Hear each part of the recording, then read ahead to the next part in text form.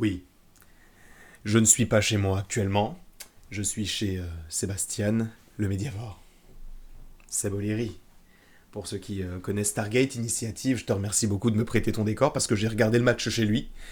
Et au début, je me suis dit, je vais faire un débrief. Maintenant. Puis, je me suis dit, non, je ne vais pas en faire. Puis si, puis non, puis oui. On est en finale de Ligue des Champions. Non mais qu'on se le dise. On est en finale de Ligue des Champions, quel plaisir en plus de ça avec 2 victoires. Revenons un peu sur la saison du Paris Saint-Germain de manière générale. Ça a été très compliqué, l'année 2025 est une année exceptionnelle, c'est le moins que nous puissions dire.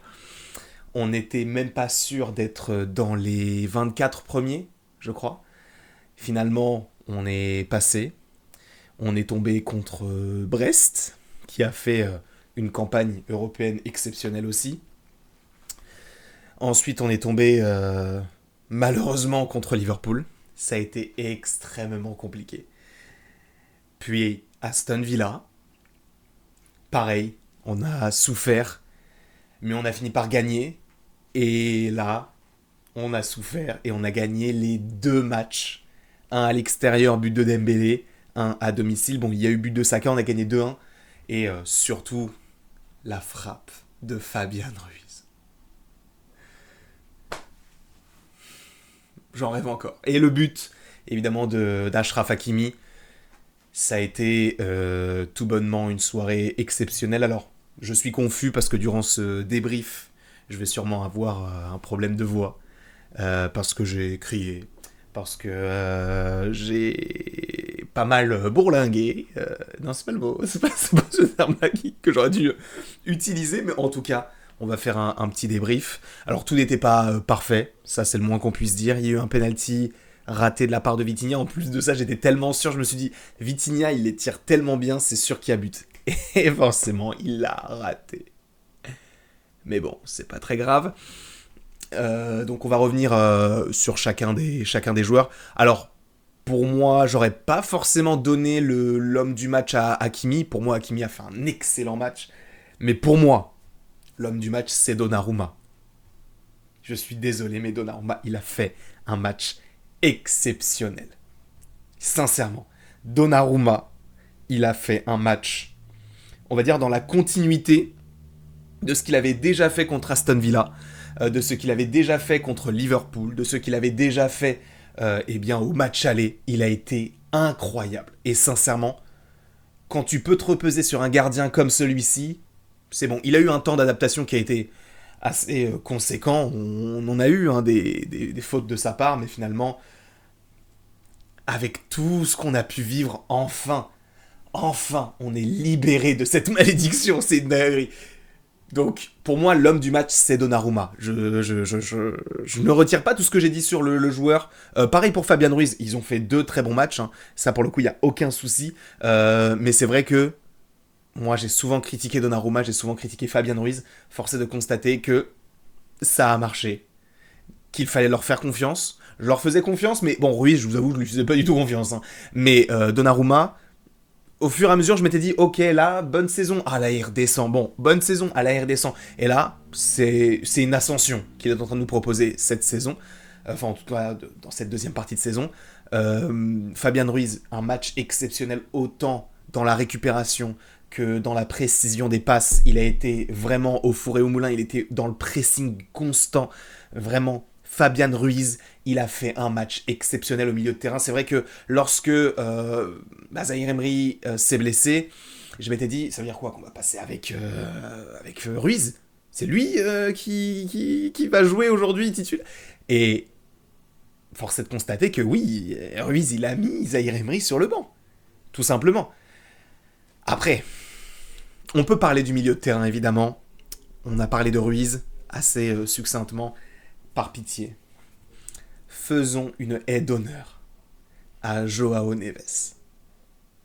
Ce joueur-là, je ne sais pas par quel miracle on l'a eu. Il a accepté de venir au Paris Saint-Germain alors qu'il y avait tous les grands clubs d'Europe sur lui.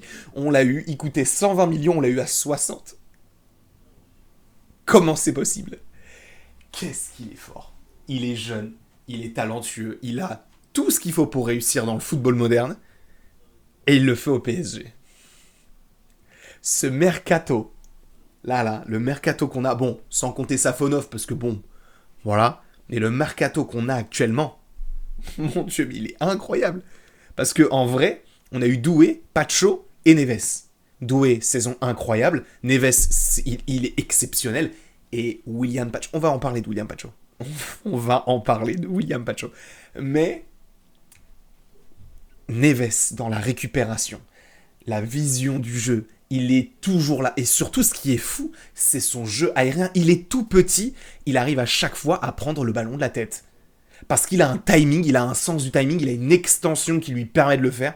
Je suis désolé, mais il est, encore une fois, je suis désolé de me répéter, mais c'est le cas, il est trop fort.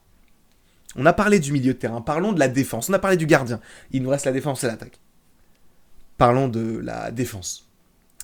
Mendes, pour moi, il a fait un match en demi-teinte. De temps en temps bon, de temps en temps très mauvais. On va pas se mentir, pour moi, s'il y a peut-être un joueur à ressortir de manière négative, c'est peut-être lui, parce qu'il nous a trop mis en danger trop souvent. Et en vrai, c'est dommage parce que il a un apport offensif qui est vraiment très fort. Mais défensivement, lorsqu'il se projette trop, bah il y a des lacunes. Donc ça ne va pas être plus mal non plus d'avoir peut-être une deuxième option derrière. Alors c'est vrai qu'il y a eu Lucas Hernandez, mais Lucas Hernandez il est plus devenu défenseur central au fur et à mesure du temps. Bon là, lorsqu'il est rentré, il a joué latéral gauche et donc Nuno Mendes est monté d'un cran. Mais de manière générale, il a fait un match, on va dire, un peu mitigé, je dirais. Ensuite, il y a Marquinhos. Marquinhos qui est coupable d'une certaine manière, même si... Est-ce qu'il y avait vraiment faute? Est-ce que ça se siffle? Je sais pas. J'ai pas envie de faire le mec genre non mais ça siffle et tout, alors que si ça avait été dans l'autre sens, j'aurais été content qu'on ne le siffle pas. Donc je vais pas... je vais me contenter de ce qu'on a. On a la victoire. En vrai, si on suit l'arbitrage, il n'y avait pas faute. Et je peux le comprendre qu'il n'y ait pas faute, et je l'accepte, il n'y a pas de souci. Mais sinon, Marquinhos, il a fait un très bon match aussi, mais le patron de la défense, je suis désolé, c'est Pacho. Pacho, c'est lui le patron de la défense. C'est là où il y a peut-être un problème du coup aussi avec Marquinhos, c'est que du coup, bah, c'est Pacho en fait qui gère tout. En fait, je suis plus serein quand il y a Pacho alors qu'il vient d'arriver et qu'il est jeune, il a quoi? Il a 21 ans, 22 ans, plutôt que Marquinhos qui est là depuis 12, 13 ans et qui a une trentaine d'années. Je suis plus serein avec Pacho.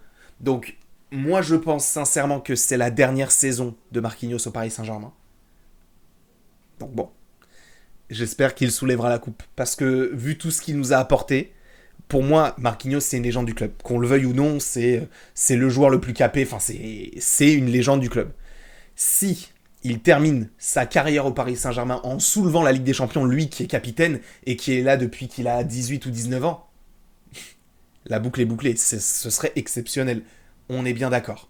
Donc, Marquinhos, très bon match. Hakimi, on en a déjà brièvement parlé, mais ses projections sont très bonnes. Il est toujours là. Il peut être ailier gauche comme latéral droit, comme milieu de terrain. Enfin, il est partout comme buteur aussi. Il l'a été et bravo à lui. Il a une finition qui est remarquable. Donc vraiment aussi par rapport à ça, Hakimi. Ah, tu m'as fait plaisir. Là, on va passer aux trois de devant. Doué, alors c'est peut-être le match peut-être le moins abouti sur beaucoup d'aspects, mais en vrai, est-ce qu'on peut vraiment lui reprocher? Pas vraiment, dans le sens où c'était pas vraiment un match où on s'attendait à voir du grand Doué. On va dire ça comme ça. Le fait est qu'on était surtout sur ne pas se prendre de but, ou en tout cas en mettre avant de s'en prendre un. Et bon, ça a été chose faite, bien sûr, mais pour moi, Doué a fait un match correct, sans plus. Mais celui qui sort son épingle du jeu de manière négative, c'est Barcola, que je trouve vraiment moins percutant, moins impactant dans les grands rendez-vous. Là, c'était l'occasion en plus, puisqu'il était titulaire, puisque Dembélé était diminué, sans dire blessé. Donc c'est vrai que je m'attendais à un peu plus de sa part. Il a eu 2-3 occasions où il aurait dû la mettre. Pareil pour Doué, mais tu vois, Doué, il a plus prouvé dans les grands rendez-vous. Alors, Barcola aussi, hein, puisqu'il a mis son but contre Manchester City, il avait mis aussi un but contre Brest, etc. Dans les grands rendez-vous, il était de temps en temps présent, mais c'est vrai que tu sens que Doué impacte plus dans le jeu, et Barcola, plus le temps avance, et plus je me dis que en tout cas avec la saison qu'il nous fait, avec l'évolution du Paris Saint-Germain actuel, les recrues, etc., notamment Kvaratskhelia, que c'est plus aujourd'hui un super sub qu'un titulaire en puissance. C'est bien dommage. Après, évidemment, on va dire le jeu de Luis Enrique veut qu'il y ait aussi une sorte de roulement, de turnover. Il n'y a pas vraiment, enfin, en vrai, si, mais on veut nous faire comprendre qu'il n'y a pas vraiment de 11 fixe, surtout en attaque. Donc, bon, on peut avoir évidemment des choses à redire sur cette méthode-là, mais c'est vrai que Barcola, j'aurais aimé en voir un peu plus de sa part. Et évidemment, Kvaratskhelia. Pour moi, c'est le meilleur joueur en attaque. Hein. Il était en attaque, il était en défense, il était présent, il a montré une certaine brutalité, il a montré une certaine assurance, une autorité aussi. Ce qui est fort, c'est que il a réussi à galvaniser, on va dire, le public, ses troupes, etc. Alors qu'il vient d'arriver. C'est ça qui est fort, c'est qu'il a réussi totalement à s'acclimater au jeu du Paris Saint-Germain. Alors là, il n'a pas forcément été décisif puisqu'il n'a pas mis de but ou il n'a pas fait de passe D, mais en vrai, est-ce que c'est ce qu'on lui demande? Pas forcément. En fait, oui, c'est un plus, mais si tu le fais, enfin si tu ne le fais pas, mais que ton match il est correct et même plus que correct, il est exceptionnel, parce que en vrai, ce qu'il a fait, c'est très très fort. Pour moi, c'est tout ce que je demande. La manière, en plus, c'est lui qui fait la frappe sur le poteau et tout. En vrai, il aurait mérité d'être décisif d'une certaine manière en passe D ou en but, mais Kvaratskhelia, il a fait un match exceptionnel. Et les gars, on est en finale.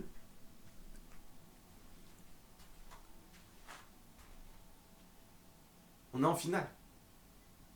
Non mais il faut qu'on l'ingère. Faut qu'on se dise là, la dernière fois c'était en 2020, c'était le truc Covid, tout ça. Ah, vous méritiez pas. Ah, il n'y avait pas de match aller-retour. Ah, mais vous êtes tombé contre l'Atalanta et Leipzig. Là, Liverpool, Arsenal, Aston Villa. L'Angleterre, c'est quoi? Non mais dis-moi. Manchester City, c'est quoi?